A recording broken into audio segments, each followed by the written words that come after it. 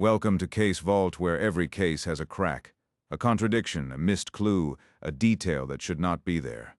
Today we're looking at a man who poisoned his family at 14. He was locked away, released under supervision, and went right back to killing, and the one thing the people closest to it never noticed. Bovingdon, Hertfordshire, 1971, a small factory that makes optical instruments. People keep getting sick. Management blames a stomach virus. They call it the Bovingdon Bug. One day the company brings in a doctor to talk to staff about the illness. A young storekeeper in the back row raises his hand. He asks whether thallium could be causing the symptoms. The doctor hadn't mentioned thallium. Almost nobody in that room should have jumped straight to thallium, but the man who'd been putting it in their tea did. This is how Graham Young got caught, and this is how he got there. Graham Young was born on the 7th of September, 1947 in Easton, North London. His mother died 3 months after he was born. The cause was pleurisy, an infection of the lining around the lungs. Young was raised first by his Aunt Winnie and Uncle Jack. Later, he returned to live with his father Fred and Fred's new wife, Molly. It was a working-class household, quiet, unremarkable from the outside. By the time he was 11, Young had a hobby that set him apart from every other boy on his street. He was reading about famous poisoners, not crime fiction, biographies, case studies. He studied the symptoms of arsenic, antimony, and thallium, the way other children memorized football scores. He was drawn to the clinical details, how quickly a compound worked, how much was needed, what the body did in response. He read about William Palmer, the Victorian surgeon who killed with strychnine, about Harvey Crippen, about the chemistry of death. In the early 1960s, British pharmacy regulations were loose. A teenager could walk into a chemist's shop and buy antimony tartrate, also called tartar emetic, without raising suspicion. Young did exactly that. He also obtained thallium. He was building a collection. The poison stayed at home. Young experimented with doses on his own, and then at 14 he started testing them on the people who lived in his house. His stepmother Molly was the first target.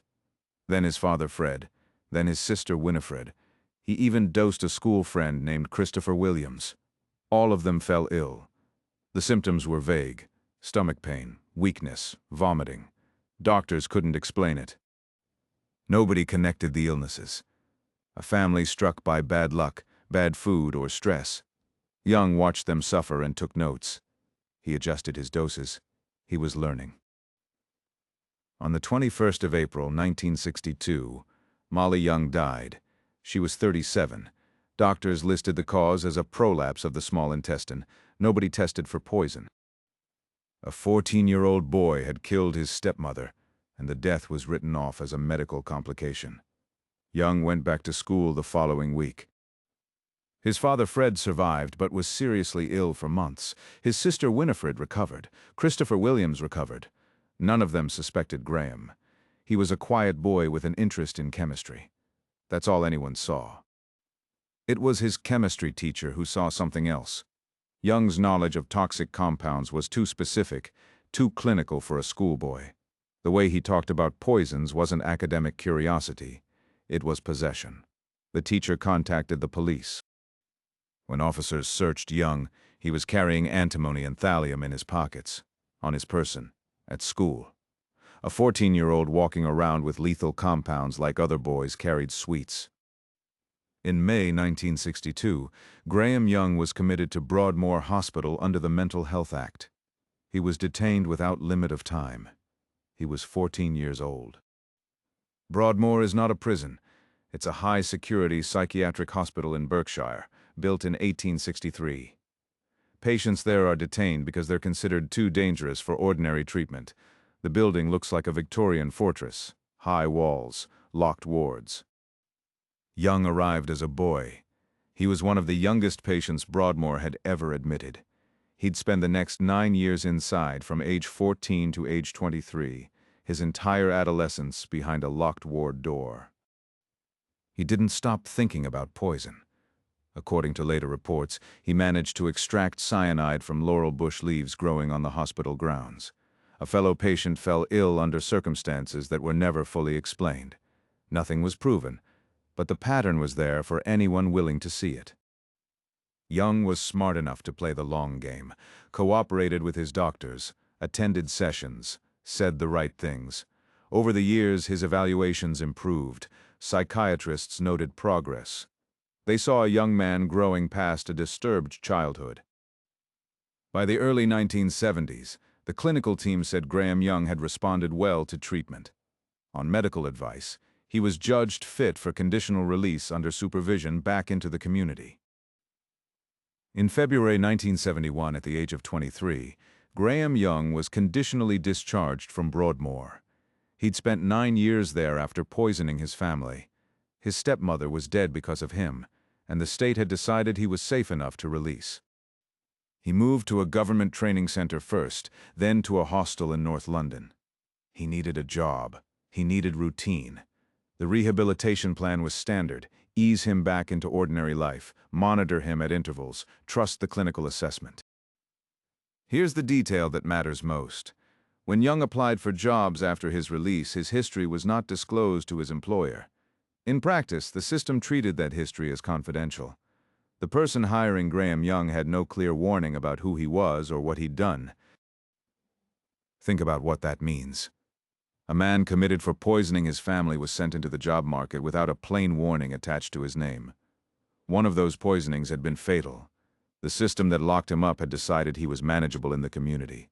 Everyone else had to live with that decision.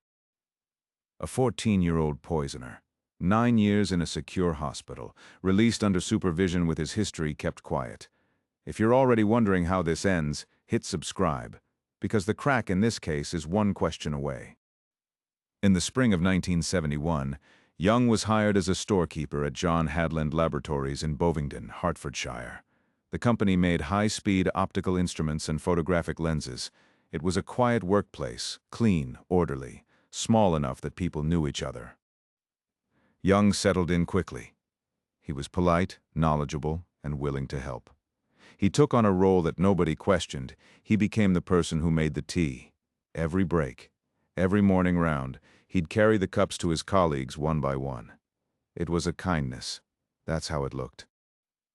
In a British workplace, the person who makes the tea is trusted by default.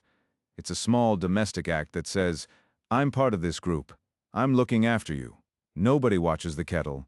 Nobody watches the cups. Nobody imagines the tea itself is the danger. Thallium is a heavy metal. It's odorless. It's tasteless.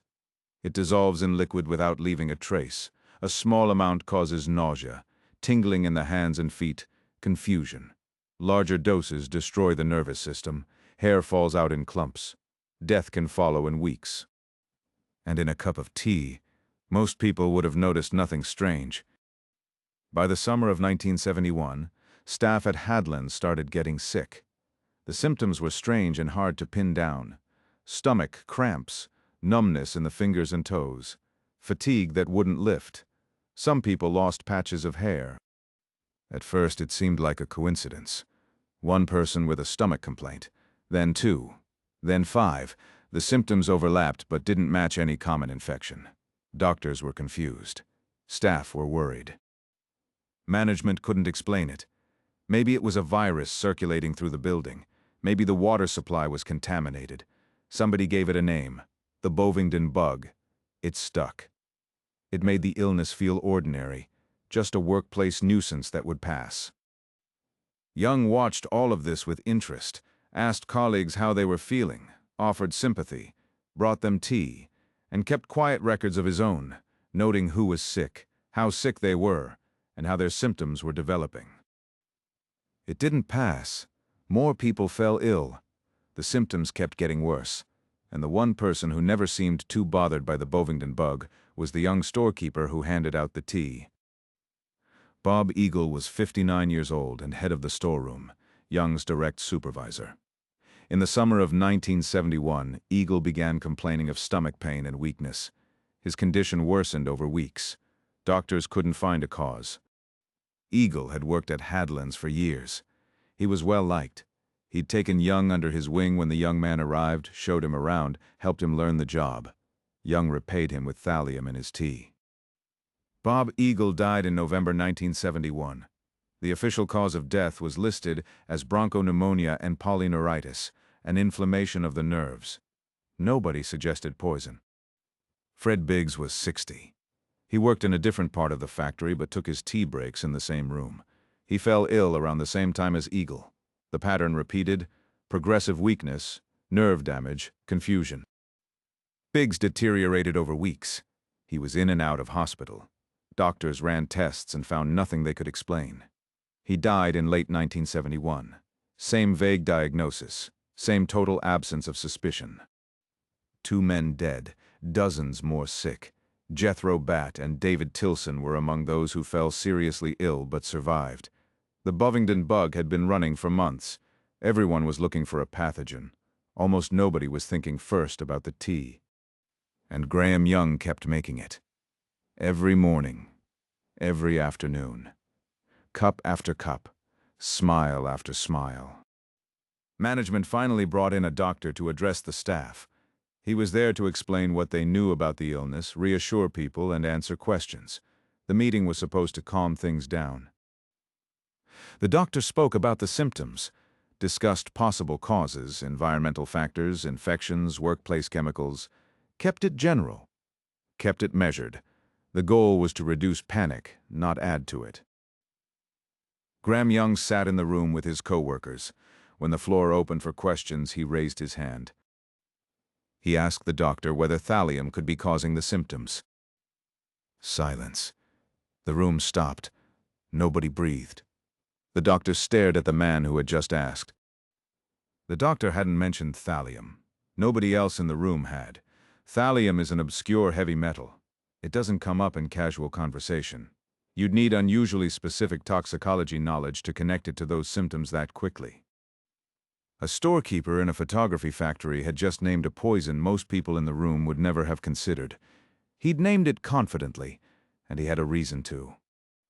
That question hung in the air. Colleagues looked at each other. The young man who made the tea every morning had just jumped straight to thallium. He shouldn't have been the first person in the room to say it. After the meeting, management contacted the police. They asked a simple question: who is Graham Young?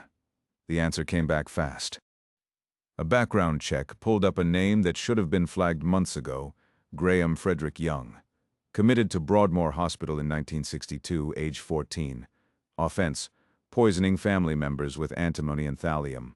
1 victim deceased, his stepmother. He'd been detained for 9 years. Released in February 1971, and he'd been hired at Hadlands just weeks later, without his employer being told his history. Nobody at the factory had been given a clear warning. The boy who killed his stepmother with poison had grown up. He'd walked out of a secure hospital, gotten a job making tea, and done it all over again. Graham Young was arrested on the 21st of November 1971. When police searched his home, they found exactly what they feared.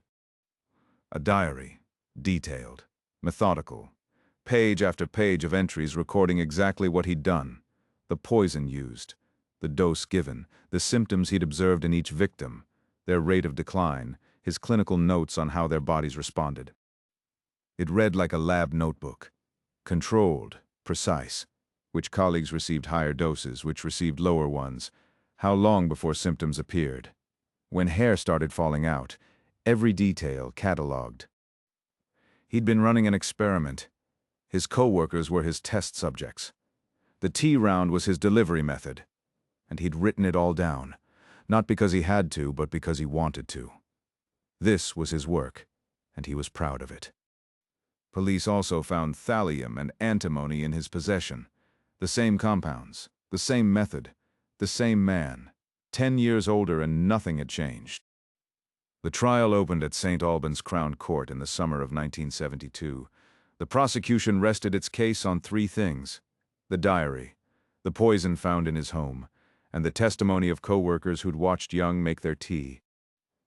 The diary was the centerpiece.